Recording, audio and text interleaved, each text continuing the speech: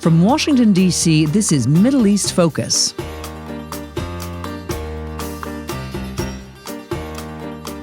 Hello, and welcome to Middle East Focus, a weekly podcast on regional affairs and U.S. policy, produced by the Middle East Institute in Washington, D.C. I'm Alistair Taylor, MEI's Editor-in-Chief. On today's program, we'll be talking about the main opposition party's surprising victory in Turkey's March 31st local elections. In what some are calling a red wave, the Republican People's Party, or CHP, notched up victories in both major cities and smaller towns and villages across Turkey, winning control of 5 of the largest metropolitan areas and 35 of its 81 provincial municipalities. On a national level, it won the most votes of any party, at just under 38%, above the ruling Justice and Development Party, or AKP. It was the best CHP performance in decades, since the 1970s. While President Recep Tayyip Erdogan may not have been on the ballot himself, he did play a central role in the AKP's election campaign, and the result was the worst defeat for the party since its inception 22 years ago. Today we'll be discussing what happened and where things go from here. You can subscribe to Middle East Focus on Spotify, Apple Podcasts, and other podcast providers. To help make sense of the election results and what they mean for Turkey, I'm joined today by two great guests, Gonul and Murat Somer. Gonul is the founding director of the Middle East Institute's Turkey program and the author of Erdogan's War, A Strong Man's Struggle at Home and in Syria. Murat is a professor of political science and international relations at Istanbul's Ozyegin University. Gonul, Murat, welcome to the podcast, and thank you both very much for joining us today. Thanks for having us, Alistair. Hello, thanks for having us. Gonul, let's dive right in. Why were the results of Sunday's local elections so surprising? Well, if you are like me, who had expected a huge victory for the opposition in last year's election, this election result was quite surprising because after Erdogan's victory in May elections, I started entertaining this idea that Turkey might be an outlier because at some point Turkey seemed as if it defied the accepted wisdom that it's the economy that matters most for the voters, right? And there were others who subscribed to the view that maybe Erdogan's supporters just didn't care. They would vote for him no matter what, because Turkey was 2023 was a year from hell for Erdogan. The country was struggling with the aftermath of the earthquake and a serious economic crisis. So the fact that Erdogan secured another victory seemed surprising to many, which led me to rethink these assumptions about Turkish politics. But Sunday's vote in that regard, I think once again showed that Turkey is not an outlier. At the end of the day, Turkish voters, like many across the world, they vote with their pocketbooks eventually. And also, I think, and this is one of the key takeaways from the election result, is that Erdogan is much more vulnerable than he and his opponents seem to think. And we obviously don't have the full picture yet. We don't know what actually shaped voter behavior, but I think it's safe to assume that the state of Turkish economy played a very critical role in the ruling party's defeat. And when political opposition actually gets its act together, when it projects competency and unity, popular opposition backs them.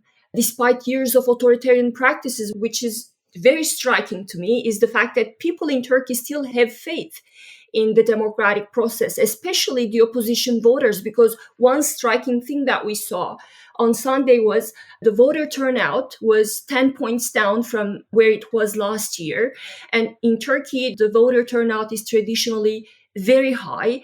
And a lot of people suggest that it's mostly AKP voters who stayed home. So this suggests to me that opposition supporters' faith in the electoral process is still somewhat strong. So those were the surprising aspects of Sunday's votes for me.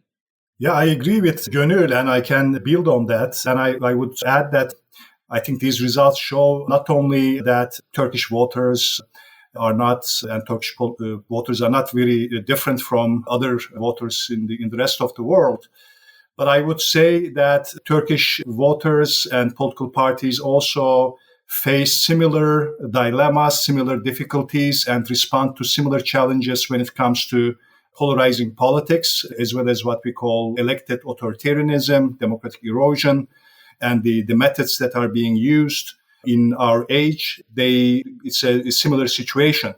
I would not say necessarily that the results were very surprising to me. There were surprising parts, but certainly they stand out.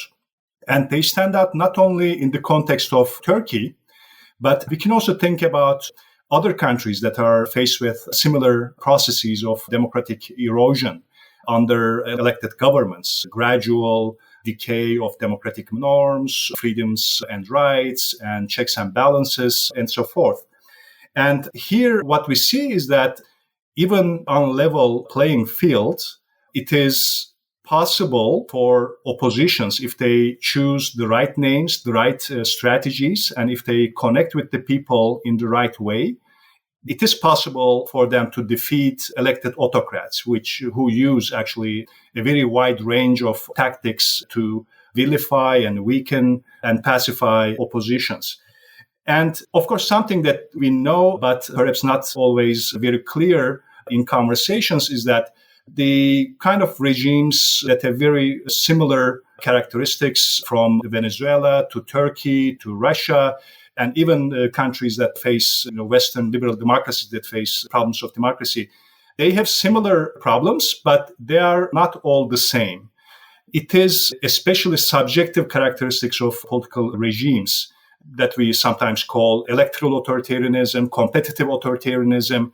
Despite their similarities, subjectively, they may be quite different. And here, in the Turkish case, for example, the long legacy of democracy that Gonul also referred to, and the faith and the very established belief in the popular legitimacy of the government, that governments have to draw their legitimacy from some kind of elections and popular will, makes a difference. In that respect, countries like Russia, who have very little democratic legacy, and Turkey, are quite different.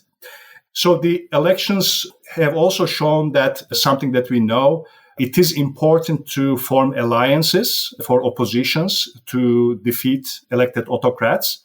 But this is just the beginning of our understanding of how this can be achieved. It matters very much what kind of alliance is formed, when, and how this is explained to people, by whom, in other words, the faces of these alliances, the leaders, the candidates, and how they connect with the people, whether people understand these alliances as a way of restoring democracy, reestablishing democracy, or building something better, or do they perceive these alliances as self-interested means to achieve political party ends and old politics that they are familiar with. And finally, one thing I think that is quite important is that we also understood that the cleavages, fault lines that we see in all countries, and nowadays often elevated to the level of impenetrable prison cells, chains, they are not prison cells. With the right politics, it is possible for political parties to transcend these fault lines and reach out to the other side and build broader coalitions. And that was a very important lesson takeaway from the elections. It was definitely the emergence of a new coalition, definitely under new names, new leaders, but it was also quite a bottom-up process, because very high percentage of voters actually voted despite their parties, despite what their own parties wanted them to vote, how the parties wanted them to vote. So these are, I think, very important lessons. I did expect the opposition to win. On the other hand, especially in Anatolia, the level of achievement, the success, was also quite surprising to me as well. Kind of building off of that point, one of the kind of truisms about, I guess, the CHP in recent years is that it's been kind of stuck in this band for the past 20 years or so, where it's kind of around 20 to 25% of the vote. But as Murat said, there were really dramatic developments in some places, especially in kind of Anatolia. How did it manage to break out of what the party's head, the new head, Ozyegin, called the 25% ceiling, and win in some of these unexpected places like Manisa, like Adıyaman, that you would never expect the CHP to win? Well, Alistair, that's an excellent question. But before answering that, I would like to go back to what Murat said. And I think we have to underline that point, the one that he made about that not all autocracies are created equal, right? And I think that's a point that we have to repeat again and again, especially in Washington. Turkey watchers, they have almost this shallow debate that we keep having about Turkey. Some saying that, like Erdogan in his election speech, right? And pro-Erdogan figures saying that the fact that opposition won elections on Sunday and then the fact that Erdogan conceded, they use those instances to tell the world how healthy Turkish democracy is. But I think we need to have a more nuanced and intellectually honest conversation about this. And going back to what Murat said, Turkey is somewhere between Norway and Russia, right? Norway being the perfect democracy, and Russia is a country where elections are held, but you don't have this knot in your belly constantly wondering who is going to win. So Turkey falls somewhere in between, where we have an electoral authoritarian regime. It's still competitive. It's not democratic. The elections are real. It's a real competition in the sense that we have established institutions.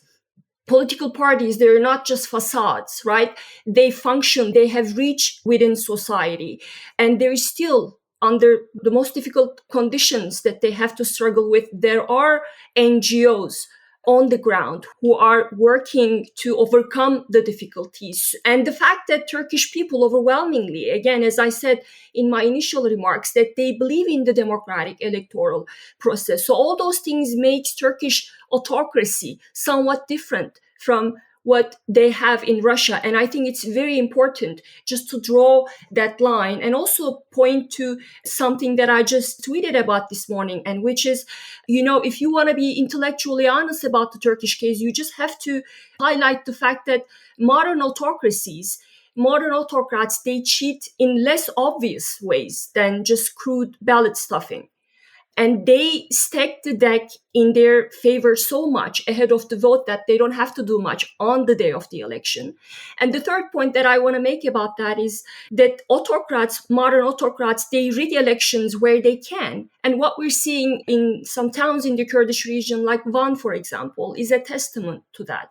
And going back to your question about how can we explain the CHP's showing on Sunday, especially in very unexpected ways in unexpected towns like Adıyaman. I think there are several factors, and in specifically in Adıyaman, for example, it's a very interesting case because for decades it's been a very conservative town, and even last year in May elections, the ruling AKP captured, if I'm not mistaken, 66% of the vote. So it's a very traditional town, right? And yet the CHP candidate, who is an Alevi and a Kurd, managed to defeat the incumbent.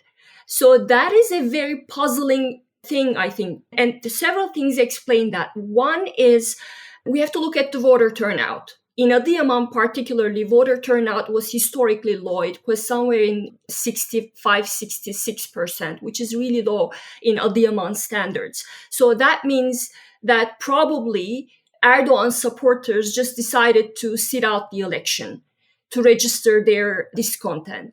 And the second is to convey their dismay with the AKP, they decided to vote for an Islamist party, New Welfare Party.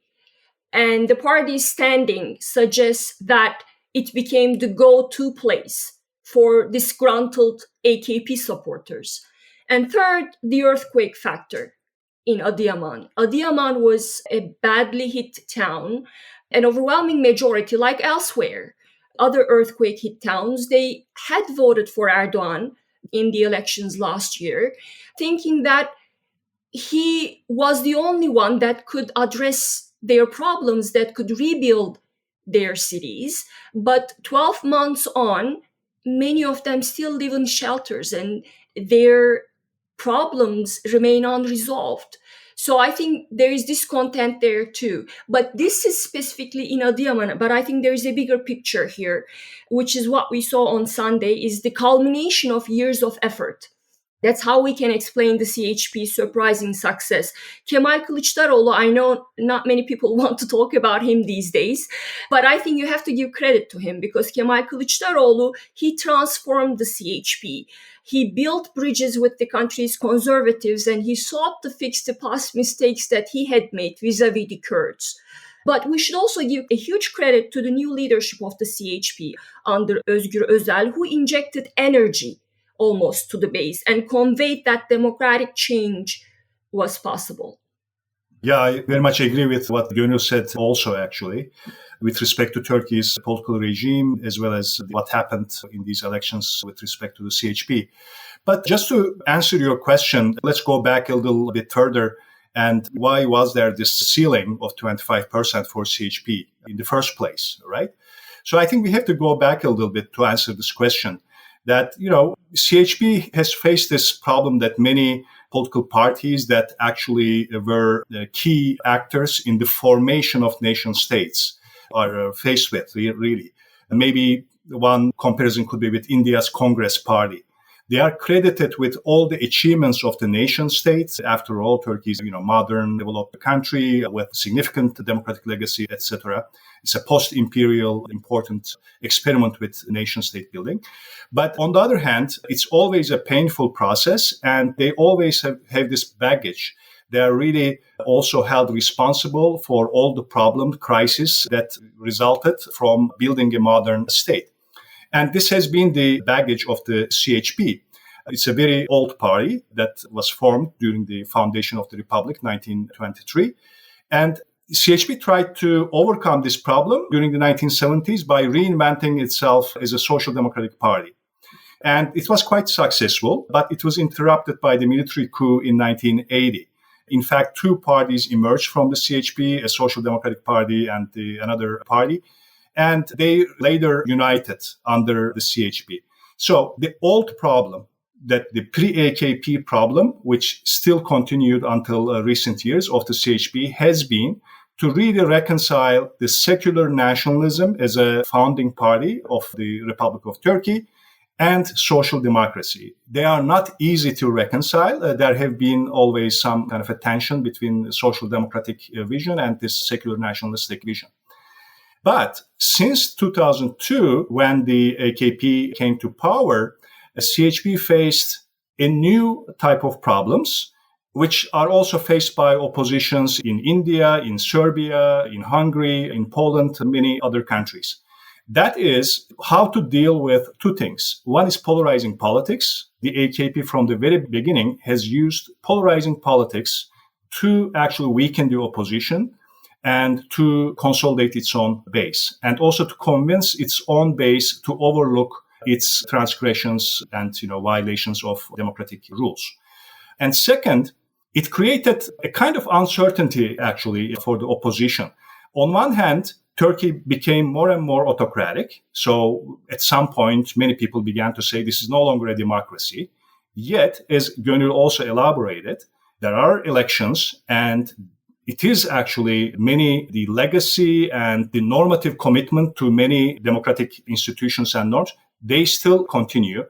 And what will oppositions do under these circumstances? It looks like democracy, but on the other hand, it is constantly eroded. If they tell voters that, well, this is a dictatorship from now and it's no longer a democracy, then, people will not really lend their support to them and really fight for democracy. On the other hand, if they say, well, let's participate in elections and try to change this government through elections, many people say, why do you provide legitimacy to this government, which until the very day of voting violates all rules and norms of democracy? So how do you deal with this? They need to develop a kind of politics, I think, to really overcome this dilemma. And CHP has been trying to find some successful strategy to deal with these problems, with polarizing politics. Like, as Gönül said, also, Kemal Kılıçdaroğlu really tried to reach out across the aisle to the supporters of the AKP to really broaden the base of the CHP. And at some point, he tried very extraordinary strategies, such as a justice march from Ankara to Istanbul to protest authoritarianism. And at some point, he called Erdogan a dictator. And, on the other hand, he also participated in elections and tried to employ very normal democratic strategies too. So I would say that actually that sometimes to make change credible, it takes a crisis, it takes a failure, and some new faces to make this change actually credible. The May elections, of course, the defeat was a very disappointing, painful process for all the opposition actors in Turkey, including the CHP. And it was quite clear at that point that not only the government, but also the opposition had to reform itself. I think there was a very strong sentiment among the voters. And we should credit here Ekrem İmamoğlu because the very day after, the first day after the elections, he actually talked about the necessity of change and reform within the opposition. And thinking of the opposition actors before the May elections, CHP has been the only party within the table of six which actually changed its party chairman. So we can, of course, criticize whether the reform process has been satisfactory, to what extent has Özgür Özel been successful in really reforming the party yet. Of course, these things take also time. Yet, there has been some change. So I interpret actually the election results last Sunday as a promising outcome because those actors who initiated reform, internal reform, have been rewarded. Certainly, Ekrem İmamoğlu emerged as the natural possible leader of the opposition, not the only one, we have to remember that, but as a very strong actor within the opposition. He has been rewarded. Özgür Özel and CHP has also been rewarded beyond the level that I expected and many other people expected. And that is actually very promising because success can be an agent of change. Now that, this reform has been translated into electoral success, it may incentivize many others to really come together behind this new type of politics.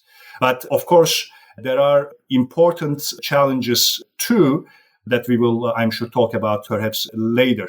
But not only Ekrem İmamoğlu and Özgür Özel, but there have been quite a few new faces who have been elected, many of them women.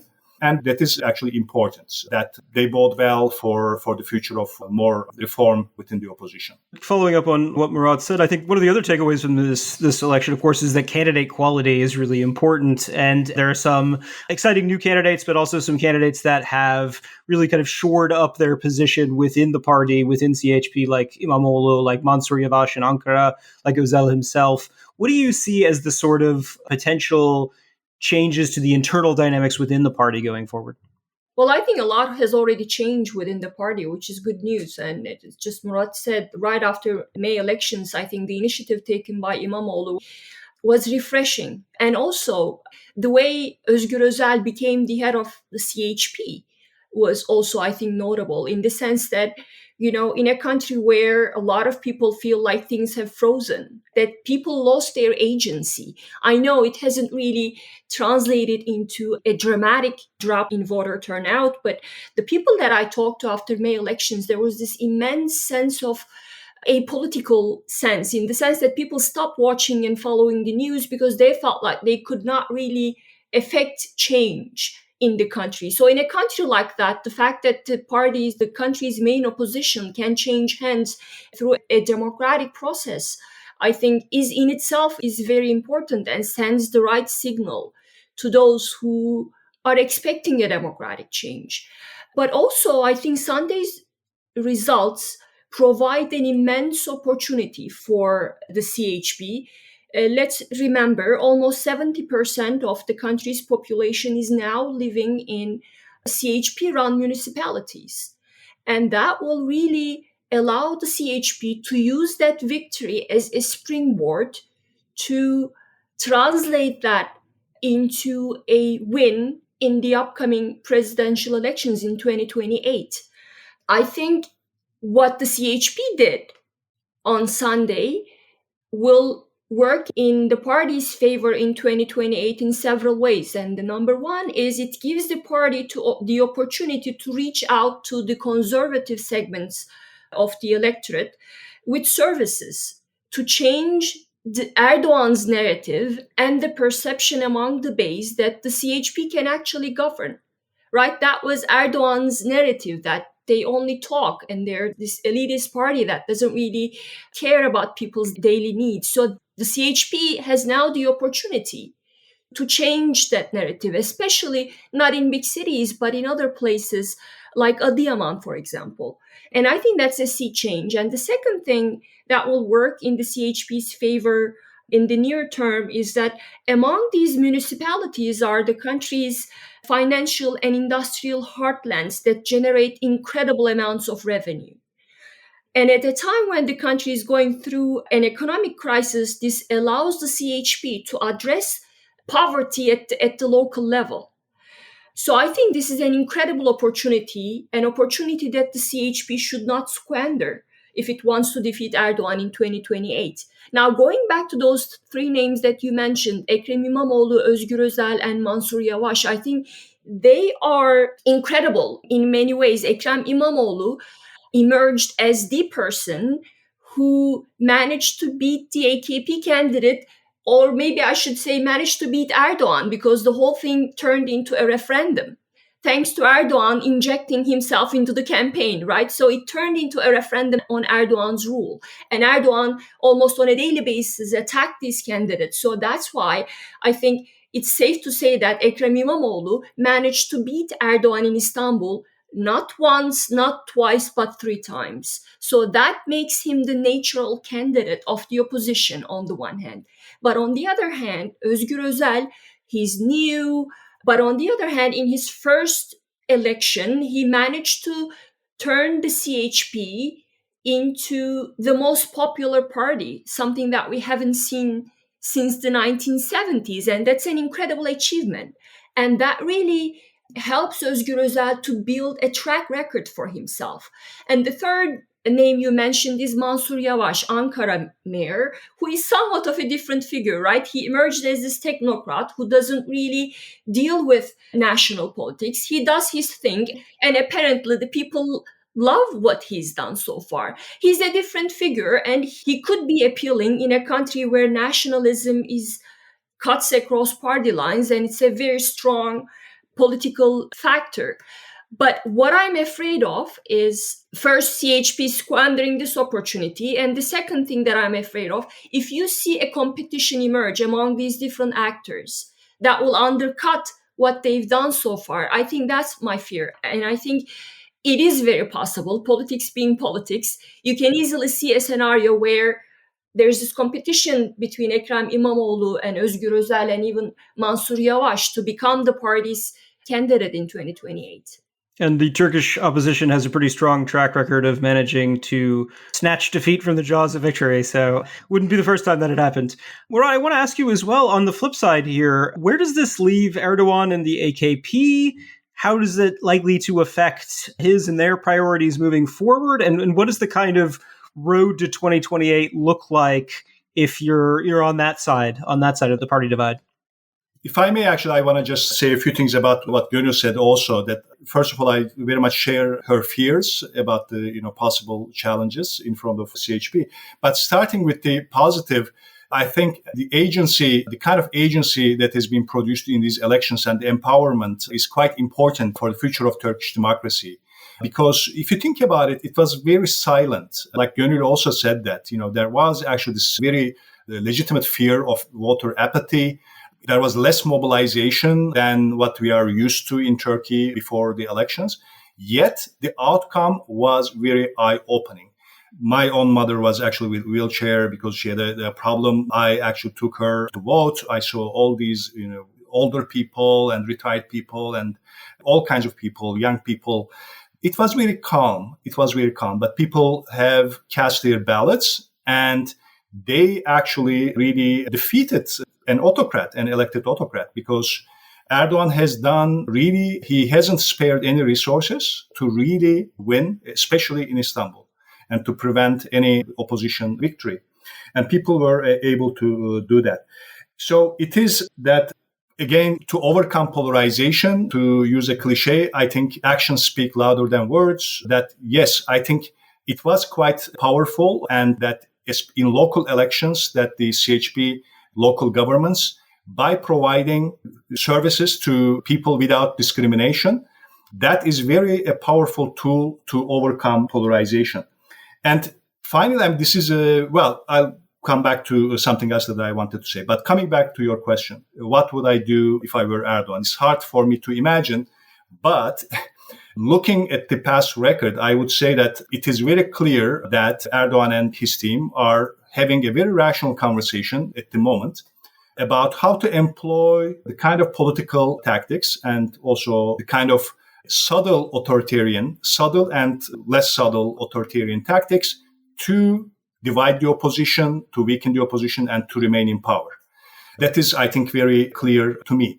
And one way that the Erdogan government might want to try to do that is by using, again, these discursive walls that over time he has built around the CHP and the opposition in general, that he created a captive audience for himself, but also he really tried to limit the room for maneuver of the opposition. These are these discursive walls of nationalism that basically claim that any democratic opening to different groups in Turkey that opposition might embark upon goes against nationalism, is unpatriotic, and often also really treasonous. It's treason. So this is actually one of the main challenges of the opposition right now. And I think probably with respect to the Kurdish question in particular, other minority issues, and also foreign policy, they have to develop some new programs. And a third way, rather than being in a defensive position against the attacks that will probably come from the government, they have to, at the same time, show to the electorate that they are credible protectors of national unity and Turkey's national interests, but also a more pluralistic, democratic Turkey. And they can solve the Kurdish problem democratically. They can actually gain the trust of the Kurdish voters. This is important. I will remember that, what happened in Istanbul is quite important. A very significant portion, the overwhelming majority of the Kurdish voters in Istanbul, they voted for Ekrem İmamoğlu, even though their presumed party, DEM party, wanted them to vote, maybe not all of them, but at least half of them for their own candidate, Meral Hanım. So this is quite significant. This is agency. This is the agency that Gonul was talking about. This agency should be rewarded. It should not be left unreciprocated.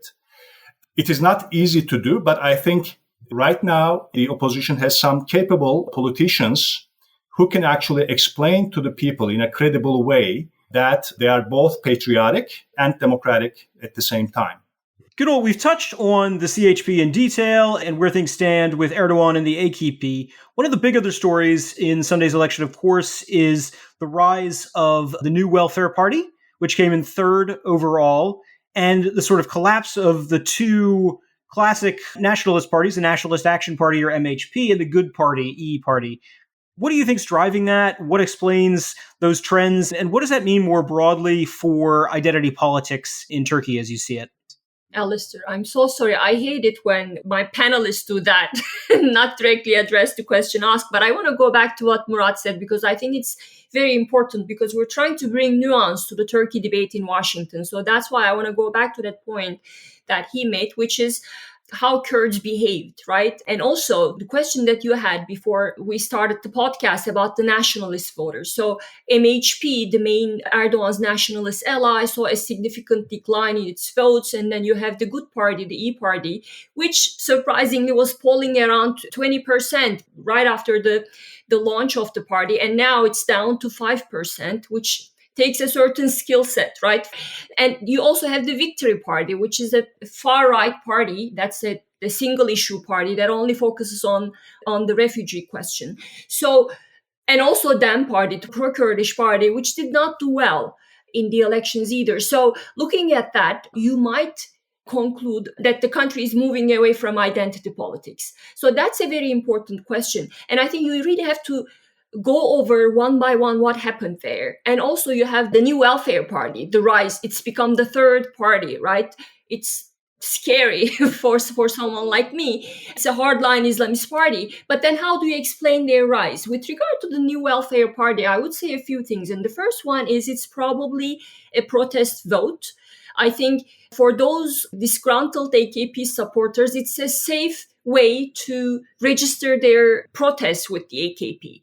And I think that's number one. And the second and less debated point is that there has been an Islamist opposition to Erdogan for quite some time now. I would say going back to the Gezi protest in 2013. Remember, there were Islamist groups who took part in Gezi protests. So there are those who are diehard Islamists who thought that Erdogan and his party stripped Islam of its soul and real content and turned it into this performative thing.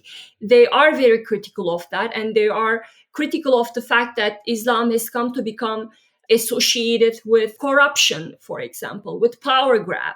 And they really resent that fact. And I think there is a genuine Islamist opposition to Erdogan. And many people, one of the reasons why people voted for New Welfare Party. And the third reason is that I think people also remember the 1990s when Islamist Welfare Party really surprised everyone by capturing these big municipalities across the country.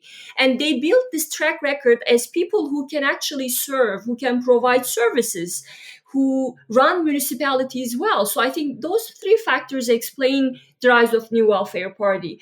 And if you ask me, with regard to MHP and Good Party, two nationalist parties, the dramatic drop in MHP support is not surprising. I think there has been a rising nationalist opposition to Erdogan since 2015, and mainly because of the MHP, because MHP allied himself with Erdogan. There was a time when people thought that, okay, I want to protest the AKP, but I cannot vote for the CHP either, so let me vote for the MHP, right? So what people are doing with New Welfare Party right now was to be the case for the MHP. That's what people thought, and that's why the protest votes of AKP went to the MHP. But after so many years, the AKP and the MHP became the same thing, that MHP is also bleeding support. And another reason why there have been cracks within the MHP is things that happened last year. An important figure within the MHP, like Sinan Ateş, I know this is too inside Ankara Beltway, but it's important. Important figures killed, MHP leaders killed, and the party didn't do anything, to say the least. And also, I think its position on the Syrian refugee question. MHP being Erdogan's ally, they've stayed away from criticizing the refugee question. And I think that really hurt the MHP. With regard to the Good Party, I think you have to remember why E Party emerged in the first place. And that was this nationalist feeling, resenting MHP's alliance with the AKP, formed the E Party, right? So if you look at their base, the social profile, it's mostly urban, educated, middle-class nationalists who voted for the E Party. But as Meral Akşener focused her attention attacking the opposition, that I think she lost that base, and that explains its poor standing. So what does all that say about identity politics? I think identity politics is a complex thing. It's both a bottom-up and a top-down process, meaning at a time when you think it's less prominent, it could be mobilized by political elites, right? So Sunday's results are notable in that regard. All nationalist parties, both Kurdish and Turkish nationalist parties, lost ground. Many Kurds in big cities voted for not the pro-Kurdish party, but for the CHP's candidate. And this makes me think that identity politics might have been less prominent, mainly because voters face probably much bigger problems, but it's a cautious assessment. And very quickly on the foreign policy question, I don't think these elections particularly have an impact on foreign policy. This is not to suggest that foreign policy does not play a role in domestic dynamics. It does, in the sense that parties, both opposition and political parties, use foreign policy issues to communicate to the voters what they stand for. So it is really part of their political identity. They use those instances to build their political image at home. But in terms of tangible things, will things change in Turkey's foreign policy? I don't think so. There are already processes in place in Turkey-US ties. Erdogan had declared that he was going to launch an incursion into Iraq. That depends on local dynamics in Iraq and the military situation there. So I don't think that the Sunday's vote is going to have a direct impact on what Erdogan does on the foreign policy front. We've covered a lot of ground here and we're running short on time, but before we wrap up, I want to give both of you a kind of chance to give your concluding thoughts and outlook for the Turkish political scene going forward. Murat, maybe starting with you. Sure. I mean, I hope that, the Turkey and the Turkish opposition will not miss any other chance to really not only to defeat elected authoritarianism, but to also build a better democracy. And that is really where real hope is. Because restoration would not be necessarily a very promising answer to the problems that Turkey has been faced with. The opposition has to create a program that can really create a new democracy that is more inclusive and more functional than the democracy that came before Erdogan, the AKP. But I'm hopeful. I think this is the right time to be hopeful because that has been a major achievement as something very difficult has been achieved. But there are important challenges. I think it's very important to not forget those challenges. Definitely any infighting within the opposition and any leadership struggle would be really a missed chance. We have Ekrem İmamoğlu and Mansur Yavaş who have risen as quite powerful actors, very different characters, which is not necessarily a disadvantage because in a way they can also appeal to different segments of Turkish electorate, actually. Ekrem İmamoğlu, I think, has this potential for rising as a new kind of liberal, social democrat, secular, patriotic type of actor, whereas Mansur Yavaş is a more conservative and center-right nationalist kind of a politician. And we have, of course, Özgür Özel. Özgür Özel has also been very successful. I think also calm, silent, maybe more humble, perhaps face, new leader of the CHP, has actually really achieved a very significant accomplishment for his party. And I think he will continue to. So they will need to have some kind of a division of labor rather than having a power struggle. They need to actually have a division of labor. I can conclude with one remark on the identity politics. I think that is very important because it's a challenge also elsewhere in the world. It is, of course, identity politics can be quite positive, it can be democratizing. But when it becomes really a force overshadowing other cross-cutting issues that bring us together, such as economic justice or democracy, then it becomes actually a disadvantage. Here, the opposition should not ignore identity politics in the sense there are many groups in Turkey who feel that they are not fully equal citizens and their identities don't receive equal respect. In that sense, they will care about identity politics, but they need to build new coalitions based on actually a program of a more inclusive, more democratic, more developed Turkey that also transcends these identity cleavages, that cross-cuts these identity differences. So the years ahead will be very variable. There is no time to waste because to develop a language, a program like this takes some time and effort and also intellectual, I think, labor. But I would not at some point really rule out some kind of early election either. I would not necessarily, if I were the leader of the opposition, would not necessarily say that, well, we will not have another election in 4 years. Erdogan did that. Of course, it is rational for him. He tried to really understate the importance of the elections on Sunday, the outcome that he tried to do that.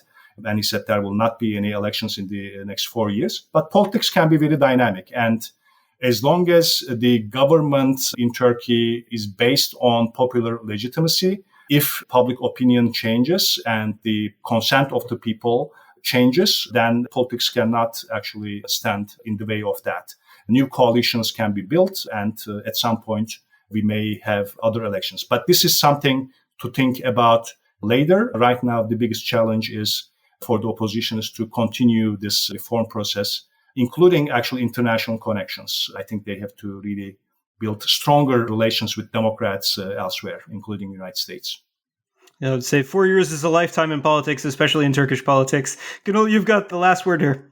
Yeah, just to reiterate what Murat said, I'm not nostalgic for pre-Erdogan years either. I just want a better future for my country. And I'm, for the first time in a long time, very hopeful that it is possible. That's a lovely note to leave things on. We'll have to leave it there for now. But Gonul, Murat, thank you both very much for joining us today. Thanks for having us. Thank you for having us. That's all the time we have for this week. Thank you to our listeners for tuning in, and to our podcast editor, Elliot Sanders, for all of his work on this week's episode. You can find all of our latest coverage of Turkey on the website at www.mei.edu. And you can follow MEI on X, Instagram, Facebook, and YouTube, and subscribe to our email newsletters for the latest analysis and information about upcoming events. I'm Alistair Taylor. We will see all of you next week. This has been a presentation of the Middle East Institute. To support MEI's programs and podcasts, please donate at www.mei.edu. Thank you for your support.